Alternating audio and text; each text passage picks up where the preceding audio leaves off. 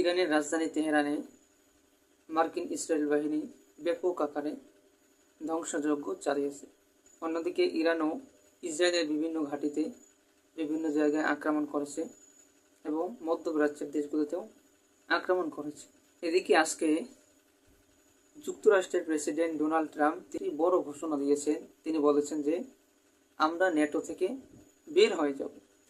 এখানে দুইটি বিষয় লক্ষ্য করতে হবে যে কেন তিনি বের হতে চাইছেন, এর কারণ কি, আর বের হলে কি হবে। ডোনাল্ড ট্রাম্প তিনি বিভিন্ন সময় এই ন্যাটোকে কেন্দ্র করে নানান কটূক্তিমূলক কথা বলেছে। এর কারণ কি? এর কারণ হচ্ছে ন্যাটোর দেশগুলো তাকে সাহায্য করে না ইরান চুক্তি। এখানে একটা বিষয় লক্ষ্য করতে হবে যে আমেরিকা যে বিশ্বের সবথেকে পাওয়ারফুল শক্তিশালী দেশ, সেই পাওয়ারফুল সেই সুপার পাওয়ার একটি সামান্য দেশের সাথে, যেই দেশকে তারা 40 বছর যাবৎ সব ধরনের নিষেধাজ্ঞা দিয়ে রেখেছে, একবারে একগুই করে রেখেছে। গত কয়েক বছর ধরে রাশিয়া এবং চীনের সাথে তাদের একটু সম্পর্ক হয়েছে, ব্যবসা বাণিজ্য বলেন, সামরিক দিক বলেন, সব দিক থেকে তাদেরকে একগুই করে রেখেছে। এখানে একটা বড় প্রশ্ন দাঁড়ায় যে এই বিশ্বের পরাশক্তি আমেরিকা, ইসরায়েল এবং মধ্যপ্রাচ্যের দেশগুলো তারা কি ইরানের সাথে পেরে উঠতেছে না? এখানে কিন্তু শুধু ইসরায়েল বা আমেরিকা না, এখানে মধ্যপ্রাচ্যের আরও অনেক দেশ রয়েছে। এরপরেও কেন তাদের আরও দেশের সাহায্য লাগবে?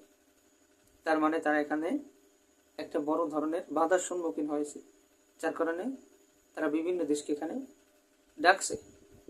তাদের যে মিত্র দেশগুলো রয়েছে, জাপান, কোরিয়া, অস্ট্রেলিয়া, কানাডা, যুক্তরাজ্য, ইউরোপীয় ইউনিয়ন, সবাইকে কিন্তু তিনি এখানে ডেকেছেন, তাদের কাছে সাহায্য চেয়েছেন। এটা একটা বিষয় গেল যে যুক্তরাষ্ট্র এত শক্তিশালী হওয়ার পরেও কেন তাদেরকে ন্যাটোর সাহায্য লাগবে শুধু একটা দেশ ইরানের সাথে। ন্যাটো থেকে যুক্তরাষ্ট্র বের হলে কি হবে? ন্যাটো থেকে যদি যুক্তরাষ্ট্র বের হয়ে যায় তাহলে ন্যাটো ধ্বংস হয়ে যাবে, কারণ ন্যাটোর যে শক্তি সেটাই হচ্ছে আমেরিকা, ন্যাটোর যে খরচ সেটাই অধিকাংশ আসে আমেরিকা থেকে। গুরুত্বপূর্ণ পদে বসে আছে আমেরিকার লোকজন। এখান থেকে যদি আমেরিকা চলে যায় তাহলে ন্যাটো একবারে খালি হয়ে যাবে। এই দেশগুলোর কি হবে? ইউরোপীয় ইউনিয়ন, ইউরোপের দেশগুলোর কি অবস্থা হবে? রাশিয়ার যেসব দেশের সাথে সীমান্ত রয়েছে তাদের কি অবস্থা হবে? তারা তো একবারে বাঘের মুখে পড়ে যাবে, কারণ এতদিন ন্যাটোই ছিল তাদের মূল ভরসা, ন্যাটোর শক্তিতেই তাদের শক্তি। এখন যদি এখান থেকে আমেরিকা চলে যায় তাহলে তাহলে সোজা কথায় তারা রাশিয়ার মুখের সামনে পড়বে। এই জন্যই ট্রাম্পের এই ঘোষণার পরপরই যুক্তরাজ্যের প্রধানমন্ত্রী তিনি একটি ভাষণ দিয়েছেন যে ন্যাটো যদি চলে যায়, আমেরিকা যদি চলে যায়, তাহলে আমাদেরকে নতুন করে ভাবতে হবে, নতুন করে একটা জোট তৈরি করতে হবে।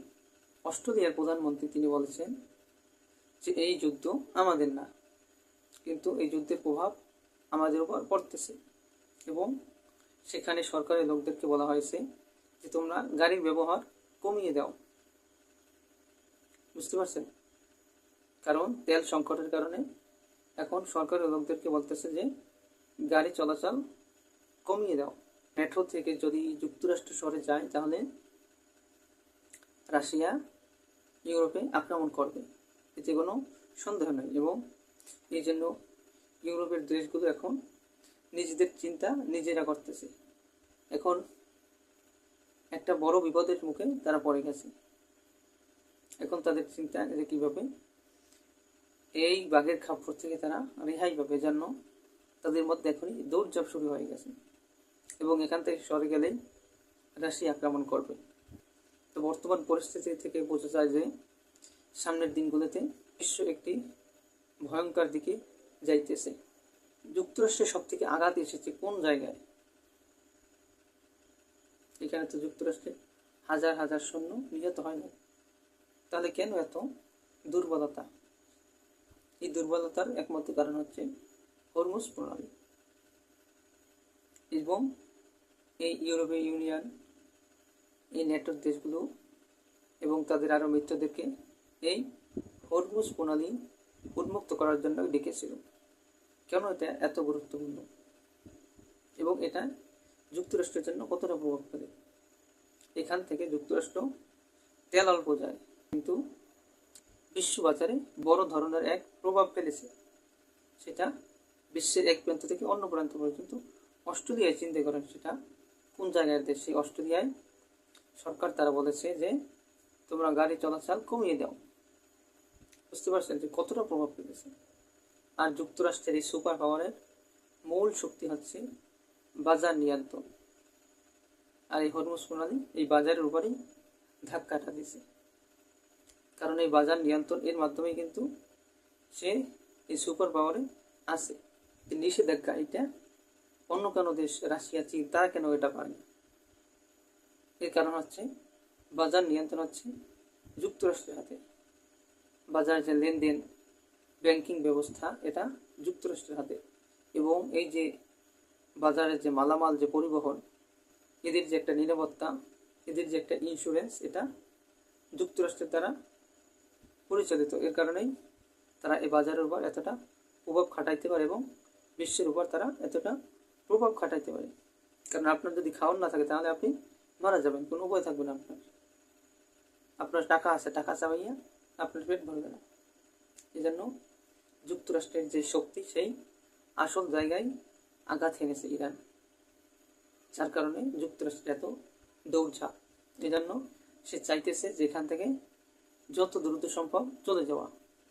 অন্যদিকে ইসরায়েল, সে চাইতেছে যে ইরানকে পুরোপুরি ধ্বংস করে দেওয়া, যাতে সে আর মাথা উঁচু করে দাঁড়াইতে না পারে।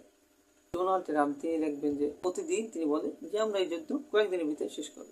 এরকম বারবার সে ওয়াদা দিয়ে আসছে। এবং সর্বপ্রথম এই সম্পর্কে যে আলোচনা, ইরানের কাছে তারা 15 দফার একটি প্রস্তাব দিয়েছে। সেটাকে দিয়েছে যুক্তরাষ্ট্রই আগে দিয়েছে। সে নিজে থেকে এটা বন্ধ করতে চাইতেছে, যদিও সেখানে কিছু উদ্ভট প্রস্তাব সে পেশ করেছে।